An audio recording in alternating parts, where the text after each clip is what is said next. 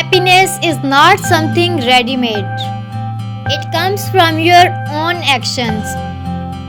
The happiness of your life depends upon the quality of your thoughts. Happiness is not a goal, it's a byproduct.